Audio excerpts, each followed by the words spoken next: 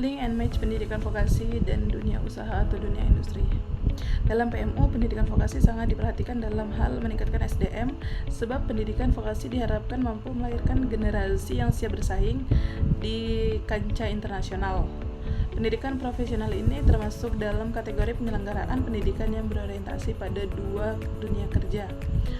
Dalam sistem penyelenggaraan pendidikan berorientasi dunia kerja di Indonesia, terdapat dua istilah pendidikan yang digunakan, yaitu pendidikan kejuruan dan pendidikan vokasi.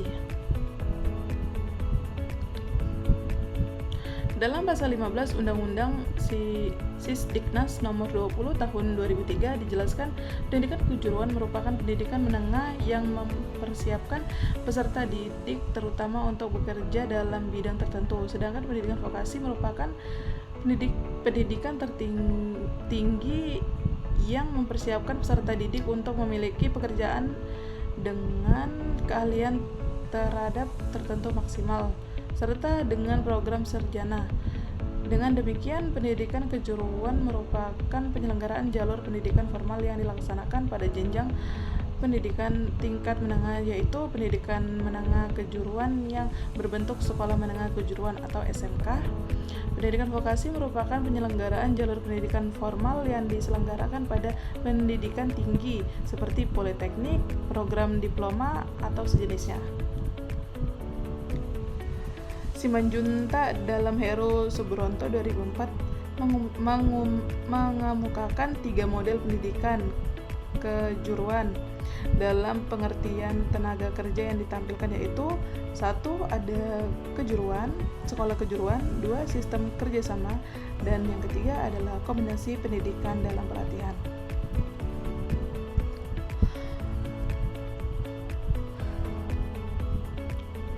Menurut Power 1999, bahwa pendidikan vokasi merupakan jenjang pendidikan berkaitan secara langsung dengan kemajuan pengetahuan dan keterampilan yang diperlukan bagi bekerja di bidang rekayasa maupun industri jasa.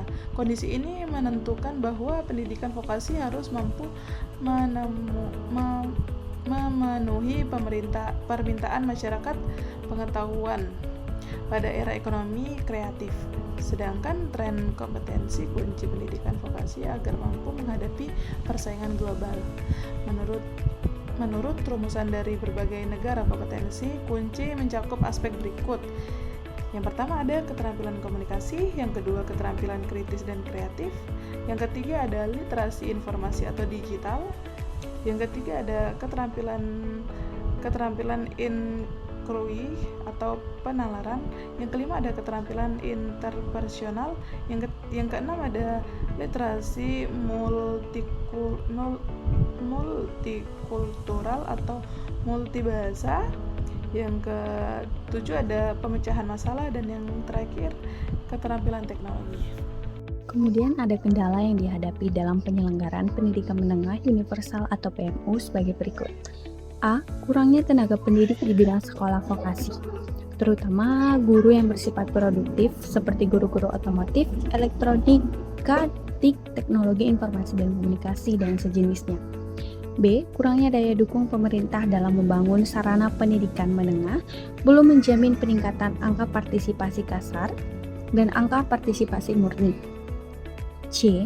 Penyediaan anggaran pendidikan nasional beberapa tahun ke depan akan cukup tinggi karena adanya BOS, SD, dan SMP.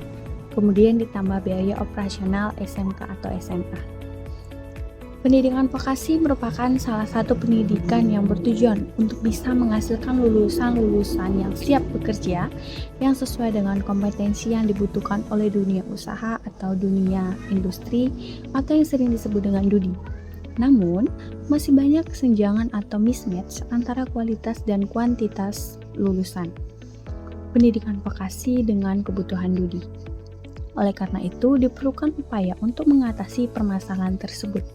Salah satunya adalah dengan menerapkan konsep link and match. Kita bisa ambil dari contoh hasil penelitian Sulawesi Lowati pada tahun 2009. Diketahui bahwa kendala yang dihadapi dalam mengimplementasikan program link and match di 2 daerah Batam, Kepri, dan Banten. Di Batam, program Link and Match nampaknya belum optimal karena terdapat beberapa permasalahan.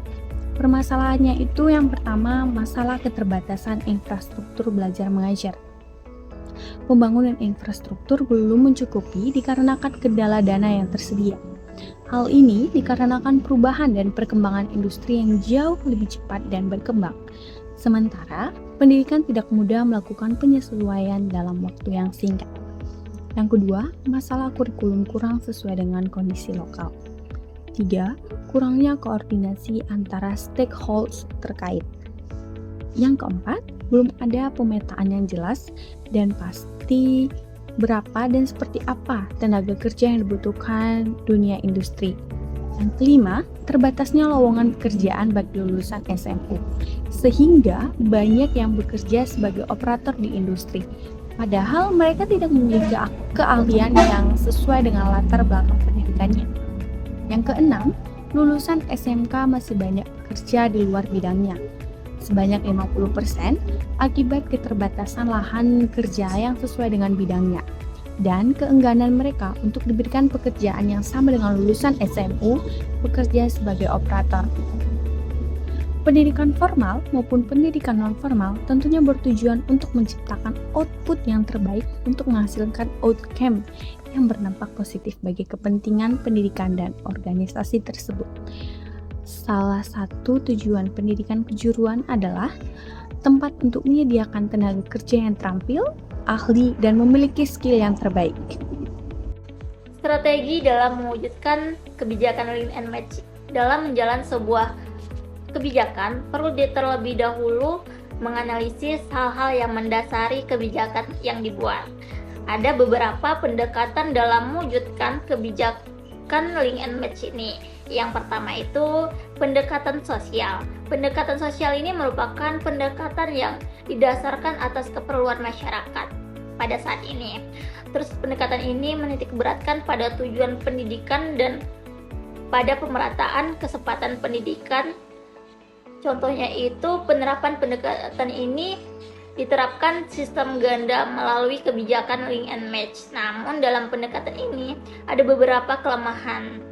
Di antaranya itu pendekatan ini membagi masalah alokasi dalam skala nasional dan secara samar tidak mempermasalahkan besarnya. Yang kedua itu pendekatan ketenaga kerjaan.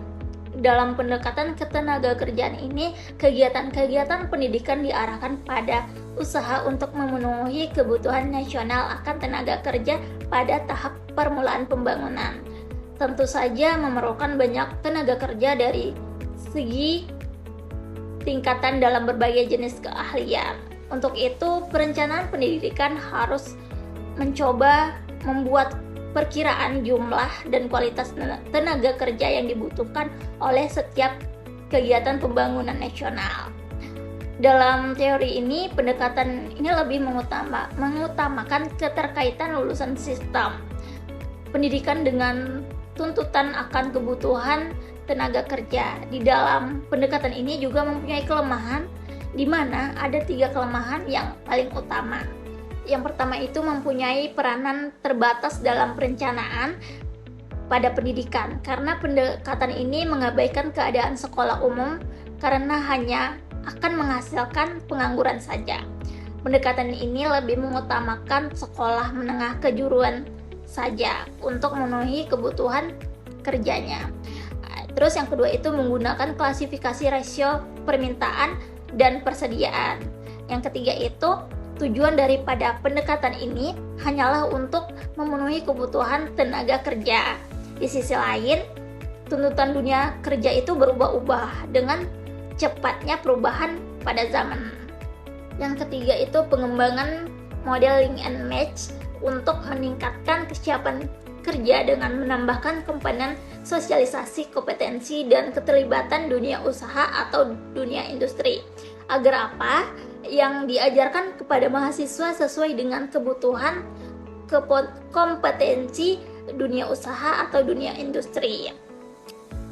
Model Link and Match dikatakan efektif bila mana dapat menghantarkan standar kompetensi lulusan perguruan tinggi dengan kompetensi harapan dunia usaha atau dunia industri, sehingga nantinya mahasiswa akan memiliki kesiapan kerja yang baik yang diinginkan oleh Dudi.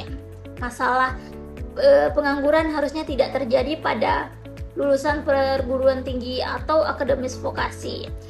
Perguruan tinggi atau akademi vokasi menekankan pada persiapan peserta didik memasuki dunia kerja dengan berbekal keterampilan yang didapat dari proses pembelajaran praktek.